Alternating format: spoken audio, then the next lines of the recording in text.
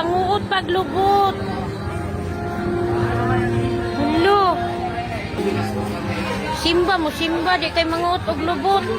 Imbis kay musimba aron magkabot ang kaluwasan, apan lahi may gikabot nining usa ka lalaki nga suspect nga nisimba kaganang buntag sa may panakan Davao del Sur. Dili kaluwasan ang gustong makabot niini, hinunua ang lubot man sa dalaga nga naa naglingkod sa ihang unahan. Reklamo sa dalaga nga gitago lang ang pangalan, samtang kamulog simba ang kamot sa suspect kamulo pug karaw padung sa iyang sampot.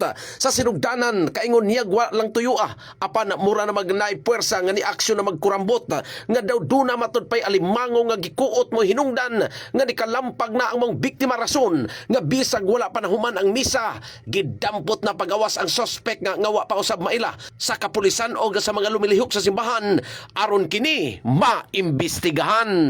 Ano mo lang akong sa likod na ito nang huwag mo na anak ba tapos ako hindi na ko wala na ko na tayo kamot Murag naman siya something. pero naman din ako nga anak na din siya as in Ano siya, mailhan siya. anak siya tapos moto nga parang taon na din niya kung sige hindi ginalaanan ko sa likod niya bilang kung ano ko nagantayan anak ang ganda mo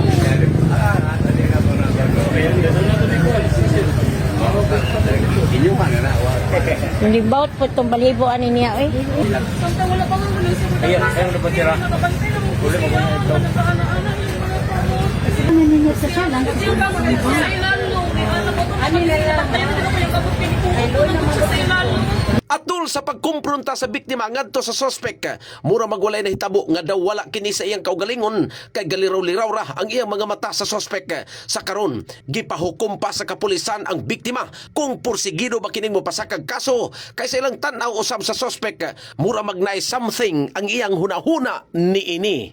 In the heart of Changing Lives, ako si Brigada Alexander Librado sa 96.7 Brigada News FM Butuan, the Music and News Authority.